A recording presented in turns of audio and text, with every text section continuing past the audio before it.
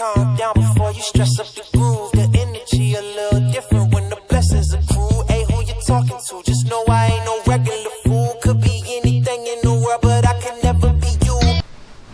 Alright folks, so in this video I'm going to show you how to make a clutch drip arm. Basically, you can let your clutches soak for 15-20 minutes. However, some people do it, some people don't even do it that long, but I usually let them sit for about 15 minutes. Then you have an arm you can put them on, that way it drips, you're not making a whole bunch of mess and so forth. It's a really simple tool to make. I kind of overdid it, just like I overdo everything else, but that's just me. So I hope you enjoy the video. If you got any questions, feel free to ask. If you like the video, please leave a comment and leave a like, and you can subscribe if you like also. But it's a really cool tool. If you rebuild transmissions and you're not one of these guys that got to be in a super big hurry and you're just slamming clutches together and dipping them for a minute and putting them in, then this will work for you. If not, then, you know, if you're just a regular hobbyist, it'll work for you. If you're always in a hurry, and this will never work for you because you're not going to be patient enough to wait. But everybody's different. So this is just my idea of what I put together. I'm sure maybe somebody else has done it. I haven't seen them done. So it's just something new for me, and I'm sharing it with you guys. So have a great day. Okay, this is the material we're going to use for our clutch plate drip arm holder. Some people don't need this. Some people use them. Some people don't. I'm doing this because I can, and I will use it. And when I build transmissions, I'm not going to be in a rush. I'm not going to be dumping them in the oil and then throwing them right into the drums and installing them. Everything's going to be patiently done. It's not like I'm going to be running a shop with 50 transmissions that got to come out a week. So this is just something cool for you to have. I don't believe you can find any for sale, but you can make them, and so I'm going to show you how to make them. First, you're going to start off with a base plate. This is where your tray with your oil will sit. Then I have some stainless tubing because this is what I have. I'm not buying in this material, I already have it. So this is what I'm going to use. And then I have some other stainless tubing that I'll be using. And that's probably 2 pieces. I don't know if I'll be using both. And I have some stainless nuts. And the reason I do this is because I like my stuff to look good. If you saw the build on my TIG armrest, same thing. This was steel plate, and then this is stainless steel. And as I was saying before, no matter how many times you clamp to it, scratch it, nick it, whatever you want, it's always going to stay pretty and brand new like that. That's just how I like my stuff. So the stainless will never rust. Stainless nuts, stainless tubing. Of course, I'm going to cut this down, the arm, what have you. The only thing that's going to be painted on this thing is the base plate. So let me get started here, and I'll show you how to get this thing put together. Okay, so let me show you where I've gotten so far. I took my biggest stainless nut, TIG welded it. You can see that. Guess not.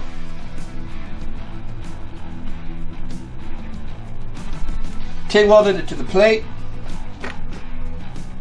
I took my stainless steel tubing, stuck it in there,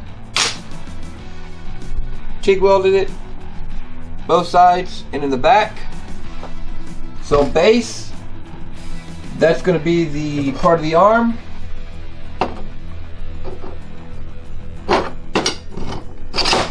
That slides in there. Of course, I got to cut it. So reason for this is because now this swivels, and you'll see the purpose for that in a minute. Then what I'm going to do is I'm going to cut this. Then I'm going to put a nut here with a little kind of like what I did right here. That'll go here, cuts off here, and then I'll have another nut on this side, and the arm will come out here. Kind of hard to explain. You got your tray for your oil.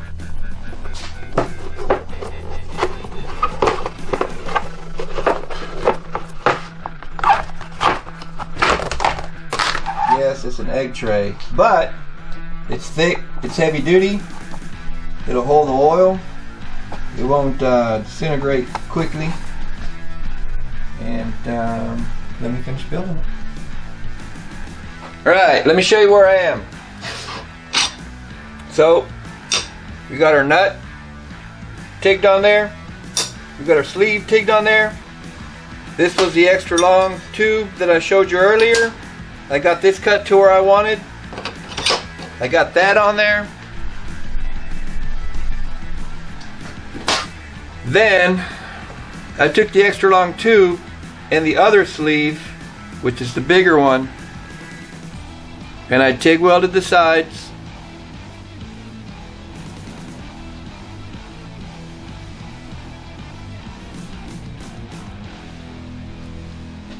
That's gonna go on here, just like this.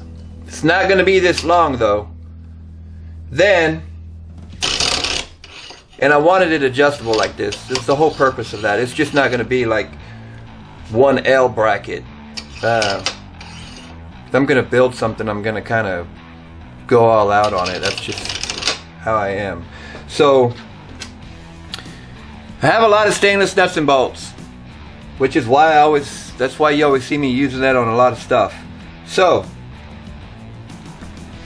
I've got a nut to go right here on the side, and you're probably going, why are you putting it down there? Why didn't you put that down there and this up here?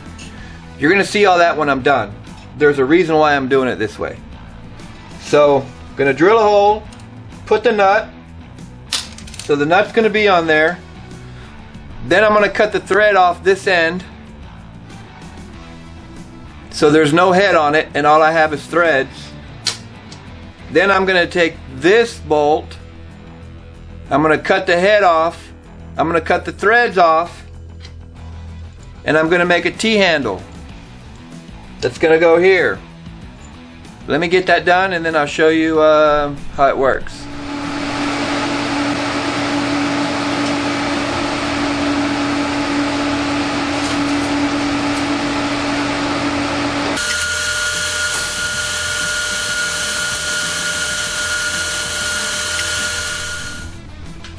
Alright, so now we're getting somewhere. So I got my nut tacked on there, and then I cut up those nuts and bolts, I mean just the bolts that I showed you. I made my little T-handle.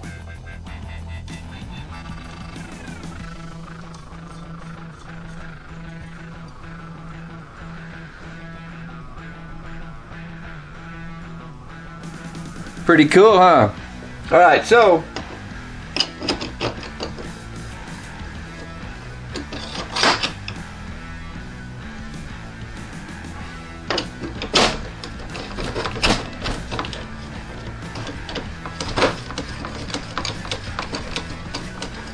looks like it's got a little trash in it. So basically, actually let me file that out. Really all I'm going to do is just clean up the inside.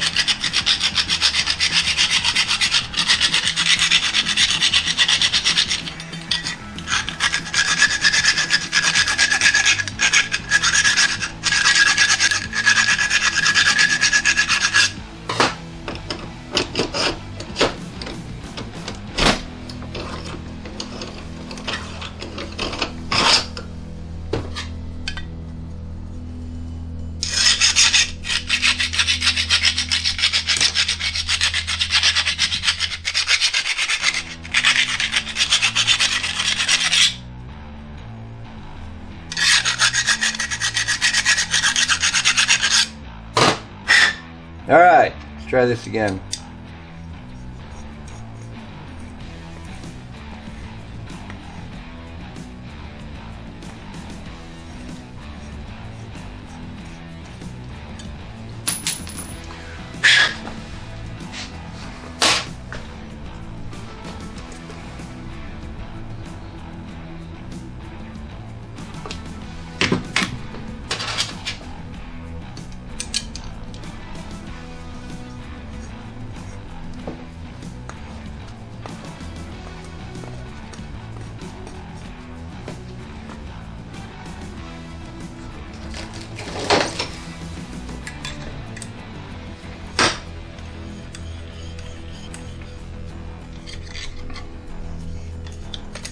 This was working fine earlier.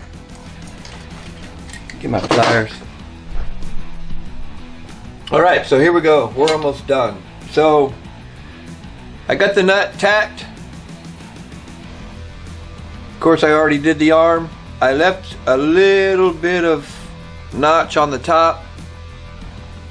I was just going to leave that there like that so that when you put your clutches on here, it wouldn't slide, you know, over that and then fall in and run down this and so forth. But I just got a better idea for this anyway. So, and then I made the little T handle. It's not a T handle, it's more like an L handle.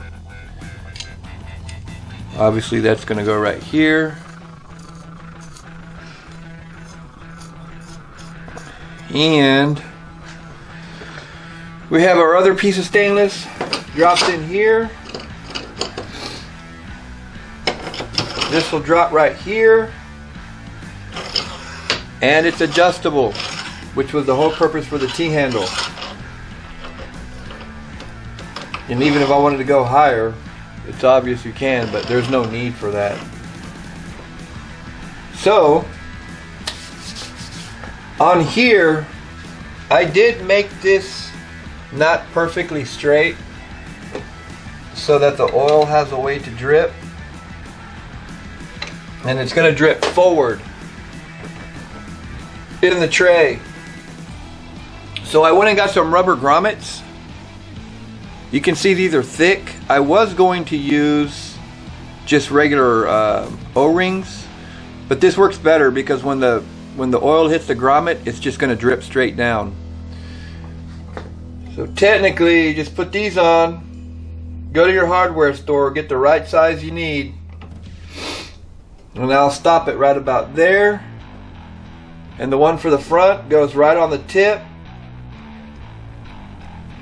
And this is cut back before the tray, so whatever oil runs down, it's going to run down and drip straight into the tray, plus whatever's here.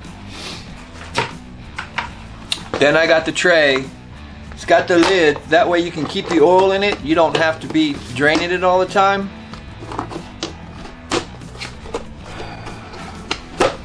So that's going to go here.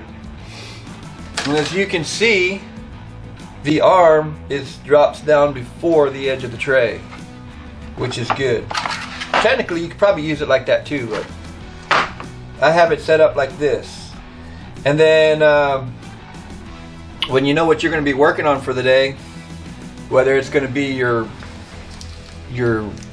forward drum or what have you, you can have all your clutches dipped in here for about 15 minutes. I usually do them for about 15 minutes. Let them soak, and then I'll let them hang. This is the first actual tool that I've made that's going to work cool as hell. So, so like I said, you can put your overrun clutches, your forward clutches, your 3/4 clutches. You know, you'll have everything in your, and you can fit a lot of clutches in here. So you can dip them all while they're sitting in there. You don't even have to get it out of the tray, because when it's dripping, it's going to drip right into the tray, which was the whole purpose of that. The rubber grommet keeps it from going too far back. Obviously, you'll have your spacing. And as you can see, you got room for more clutches. So it's basically just a clutch drip arm. That's what I called it. And, you know, it's adjustable or whatever, but if you have one, or you did one way cooler than this one,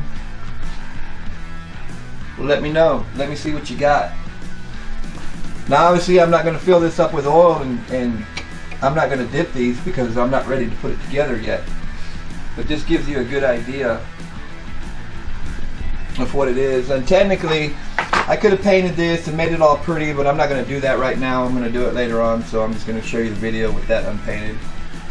Maybe in a later video when I'm putting this stuff together, you'll see it. This will be painted with a Rust-Oleum paint so that it doesn't rust on me. And then obviously everything else will be stainless. So you can see the rubber grommet, it works great. You can see how thick that is. The rubber grommet in the back to stop it. from going too far back. Then again, the tray does go quite a ways back, so regardless of how you have these. And the second best part about that, and have you seen all my other stuff? You know I like to overbuild stuff, but you know, it's also adjustable. So even if you know you got some bigger clutches, you can come up higher with it. But this is going to do everything you want. Technically everything you need. So that's it, folks. If you like it, please leave a like. If you really want to help me out, leave me a comment. If you think it sucks, leave me a comment. But if you rebuild transmissions, this tool will be good for you too. I think so. Works for me.